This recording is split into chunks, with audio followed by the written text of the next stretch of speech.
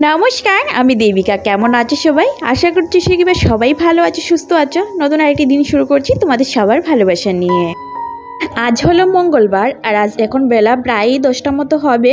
তবে সকালে রান্নাবান্না তো সারা হয়ে গেছে, বর্মশাই খেয়ে কিন্তু ডিউটিও চলে গেছে।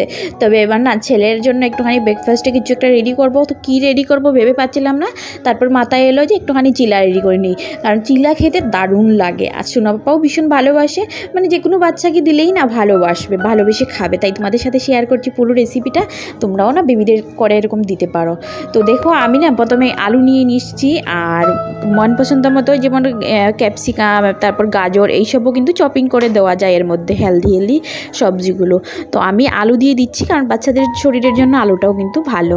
টমেটো মানে পেস্ট কাদ্দুকাস করে নিয়েছি, তারপর নিয়েছি পেঁয়াজ আর আলু তো করে নিয়েছিলাম। তারপর একটা ডিম ভেঙে দিচ্ছি, তারপর স্বাদ মতো নুন দিয়ে দিচ্ছি, আর তারপর একটুখানি আটা দিয়ে দিচ্ছি, ময়দা দিয়ে দিয়েছি, আটা দিয়েও করতে পারো। তারপরে দিয়েছি সুজি, ওই 1 কাপ ময়দার মধ্যে 1.5 কাপ সুজি দিতে পারো।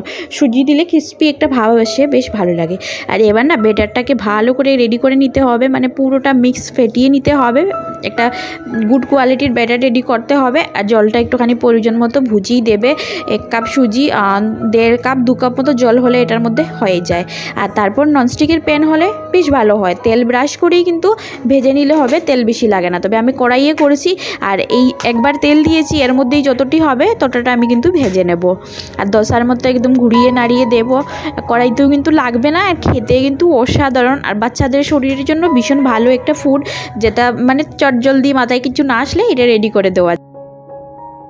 দেন গাইস 2 মিনিট মতো পাকিয়েছি, তারপর দেখো ঢাকনাটা উল্টে দেখছি, এক সাইড মানে হয়ে গেছে, একদম লাল লাল হয়ে গেছে। আর স্টিমটা কিন্তু একদম লো করে দিয়েছি। এবার আরেকটা পিঠ উল্টে দিলাম, আরেকটা পিঠ না ভাজলেও চলে, কিন্তু এমনিতেই পুরোটা হয়ে যায় এক সাইডের ফাঁপেই। তবুও আমি দিলাম, পাপাইকে যেহেতু দেবো সেই কারণে। আরেকটা পিঠ কিছুক্ষণ ভেজে আর এবার কিন্তু নামিয়ে নেব, কারণ আমার ওই চিলা রেডি হয়ে গেছে। এরকম কিন্তু বেসনের চিলা, আটা, ময়দা, সুজি সব কিছু দিয়ে, এরকম ওটস দিয়েও কিন্তু হেলদি চিলা রান্না করে খাওয়া যায়। আমি কিছু মাথায় না আসলে আমি এরকমই করি, পাপাইকে উটসের চিলা করেও দিই, এটাও ভীষণ ভালো হয়। তার সঙ্গে একটা চাটনি, যে কোনো কিছু চাটনি সার্ভ করে নিলে বাস এতেই হয়ে গেল। পাপাইকে তো দিয়েছি খাইয়ে, আর আমিও 1 কাপ চা করে নিয়েছি। আর সঙ্গে কিন্তু একটু বাদামের চাটনি আছে, তো এটা দিয়ে বেশ ভালো লাগে চাটনিটা। আর আমি তোমাদের সাথে রেসিপিটা শেয়ার করলাম না, অনেক দিনে করব। আর তারপরে খাওয়া দাওয়া করেছি, আর এই যে পাপাই দুষ্টুমি করেছে, তো আমি একটুখানি রেস্ট করছিলাম, তো ও আমার সঙ্গে শুয়ে পড়েছে। যাকে তারপর ঘরের গড়গুচানো কাজকর্ম সেরে আর স্নানটা সেরে এসেছি। এসে একটুখানি সিঁদুরটা পরে নিয়েছি। মধ্যেখানে আমি ড্রাই সিঁদুরটাই পরতাম, দেখছি এই যে লিকুইড সিঁদুর এনে রেখেছি, সেগুলো সবকটা শুকিয়ে যাচ্ছে। সেই কারণে একটুখানি লিকুইড সিঁদুরগুলো বের করেছি, যাতে পরতে পারি, না হলে কিন্তু ড্রাই হয়ে নষ্ট হয়ে যাবে। আর ড্রাই সিঁদুরটা ভালো লাগে পরতে, ওইটা দিলে না চুল টুল উড়ে না। আর লিকুইড সিঁদুরটা দেওয়ার পর আমার ওই জায়গায় চুলগুলো সব পড়ে যাচ্ছিলো, সেই কারণেই মধ্যেখানে শুরু করেছিলাম। তো লিকুইডটা শেষ করে এবার ড্রাই সিঁদুরটাই পরবো। যাকে পাশের করে দিদি কাপড় মেলে দিয়েছে, তো আমি ওনার কাপড়টা শুকিয়ে গেছে, তাই আমি কাপড়টা তুলে তারপর আমার কাপড়গুলো এবার এক এক করে মেলে দেবো। অনেকগুলো কাপড় ধুয়েছি আজকে, আর এতগুলো কাপড় একদিনের অবশ্যই নয়, 2 দিনের জমা পড়েছে, তারপরে গিয়ে ধুয়েছি। ইদানিং কী করছি বলো তো, যেহেতু ওয়েদারটা সেরকম ঠিক থাকে না, মাঝে মধ্যে মেঘলা ওয়েদার করে রাখে, তাই কাপড়গুলো শুকোয় না। তো 2 দিনের কাপড় এক জায়গায় জমা করে 3 নম্বর দিন ধুয়ে দিচ্ছি।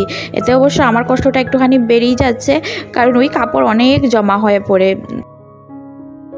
এইখানে রশিগুলোতে যা কাপড় জমা হয়েছে মেলে দিয়েছি। এবার ওই সাইডে আরেকটা রশি ছিল, ওইটাতে মেলে দিয়েছি। আর বারান্দার ওই পাশটাতে যা রশি আছে সব কটা কাপড় ওই দিকেই অ্যাডজাস্ট করে দিয়েছি। জায়গা হচ্ছিল না, একটার উপর আরেকটা দিয়েছি। কালকে যখন রৌদ্র উঠবে সকালবেলা উল্টে পাল্টে শুকিয়ে নেব। কাপড় মেলার অনেকটাই কষ্ট বলতে পারো, একসঙ্গে ধুলে কিন্তু মেলার প্রবলেম হয়ে যায়। বাসন টাসন ধুয়ে রান্না করে রেখে গিয়েছিলাম, এবারে সবকটা বাসন সুন্দর করে গুছিয়ে নিচ্ছি।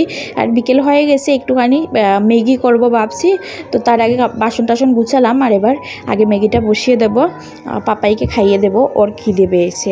ম্যাগিটা সেরকম খাওয়া হয় না, তাই অনেক দিন পর রাখা ছিল এনে, তো ভাবলাম চলো ম্যাগিটাই করা যাক। আমি এখানে একদমই দেশি স্টাইলে ম্যাগি করছি, টমেটো পেঁয়াজ টিয়াজ সব কিছু দিয়ে দিয়েছি, একটা ডিম ঝুড়া করে দিয়েছি, আর এবার শুধু এটা জাল হওয়ার পালা। আমার ম্যাগিটা রান্না করা কমপ্লিট হয়ে গেছে। আমার আর পাপার জন্য যথেষ্ট। ম্যাগিটা খেতে টেস্টি লাগে, তবে বেশি খাওয়া যায় না, দেখবে একটুখানি বেশি হলেই খেতে যেমন কেমন লাগে। তবে ওই মানে ইভিনিং স্ন্যাক্স হিসাবে ঠিক আছে। আমাদের মাথায় যখনই চটজলদি কিছু করার মানে ইচ্ছে হয় তখনই কিন্তু আমরা এই ম্যাগিটাই করি। আমি একদমই হাঁপিয়ে গেছি, অ্যাকচুয়ালি অনেক কাপড় টাপড় দিয়ে ঘর দরজা সব পরিষ্কার করে এসেছি, একদমই ক্লান্ত, এনার্জি একদমই নেই যে আরও কিছু করে খাবো। তাই দেখো চটজলদি ম্যাগিটাই করে নিলাম। বিকেলবেলা যা কাজকর্ম ছিল সেগুলো সেরে বেরিয়ে পড়েছি বর ডিউটি থেকে আসার পর একটুখানি নার্সারির উদ্দেশ্যে। ভাবলাম চলো নার্সারিতে গিয়ে যদি দুটো গাছ নিয়ে আসতে পারি। টবগুলো রেডি করে রেখেছি, সবকটা টবে কিন্তু গাছ লাগানো হয়নি।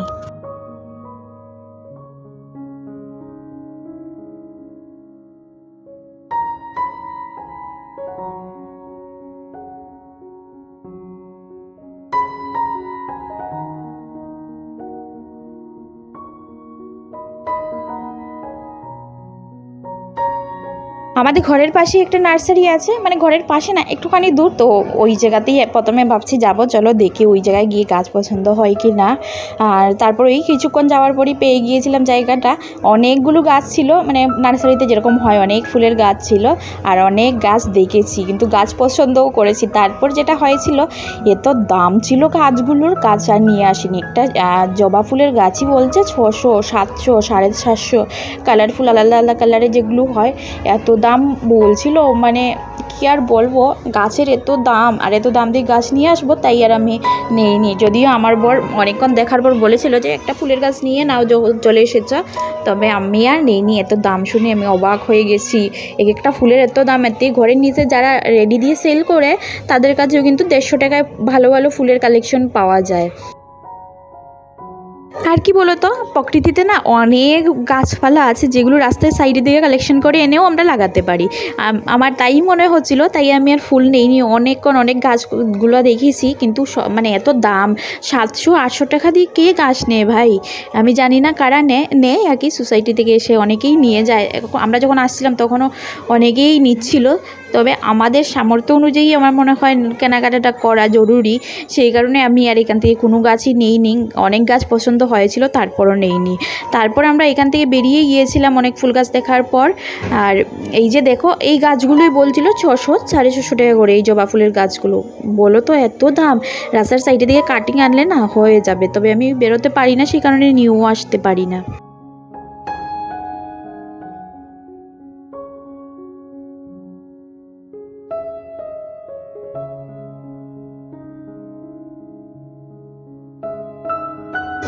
যেহেতু ওনাদের বলা দাম আমাদের মন মতো হয়নি, তারপরে এখান থেকে বেরিয়ে গিয়েছিলাম। আরেকটা মানে নার্সারিতে নিয়ে যাব বলছিল, তো এই যাচ্ছিলাম, তো একটা শুনশান রাস্তা দিয়ে আমার বর বললো চলো ওই রাস্তা দিয়ে, কখনো তুমি যাওনি তো এই রাস্তা দিয়ে যাই। ভয় লাগছিল, এই রাস্তাটা পুরো শুনশান ছিল, আর বলছিল যে রাত্রিবেলা তো এই দিক দিয়ে কেউ যাওয়া আসাই করে না, তবে দিনের বেলা আসা যাওয়া করা যায়। আমার বরের একটা ভালো কোয়ালিটি জানো তো, যখনই আমরা ঘর থেকে বেরোই ও কিন্তু নতুন নতুন রাস্তা, নতুন নতুন জায়গা আমাকে দেখিয়ে দেয়। তো তারপর এই কিছুক্ষণ যাওয়ার পর আমরা কিন্তু আবার আরও একটা নার্সারিতে পৌঁছে গিয়েছিলাম।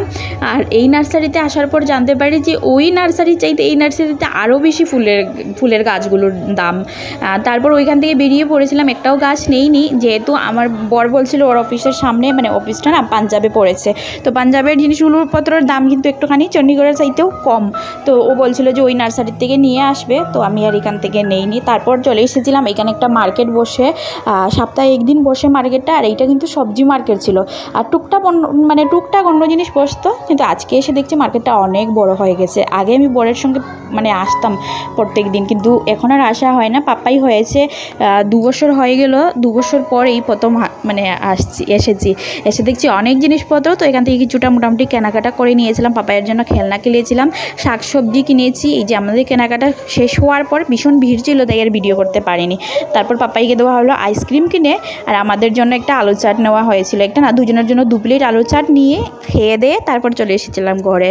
আসার সময় এই যে ভুজিয়ার প্যাকেট নিয়ে এসেছিলাম, আর এই যে চলো নেক্সট ডেতে না এসেছি, তোমাদের কেনাকাটাগুলো দেখিয়ে দিই। কিছুটা আমরা কেনাকাটা করেছিলাম, আর ভিড়ের জন্য আর ভিডিও করতে পারিনি একদমই। জাগে এই যে কাচের দুটো গ্লাস কাপ কিনেছি, আমার সব কফি মগগুলো ভেঙে গেছে। আর আমার মগ দিয়ে কফি খেতে ভীষণ ভালো লাগে, মানে বড় বড় মগ দিয়ে চা কফি খেতে ভীষণই ভালো লাগে। এর থেকে বড়ও ছিল, কিন্তু আমার বর নিতে দেয়নি, ওর পছন্দ হয়নি, বলছিল এগুলোই নাও, এগুলোর সাইজ ঠিক আছে। তারপর আরও কিছু জিনিস নিয়েছিলাম। এই যে একটা স্টিলের ছাঁকনি নিয়েছিলাম। আমি অনেক দিন ধরে তোমাদের বলেছিলাম ছাঁকনিটা খারাপ হয়ে গিয়েছে, আর আমার ইচ্ছে ছিল যে স্টিলের নিই, কারণ ওই স্টিলেরগুলো না 2-2.5 বছর তো একদম চোখ বন্ধ করে ভালো থাকবে, অনেক দিনই ব্যবহার করা যাবে।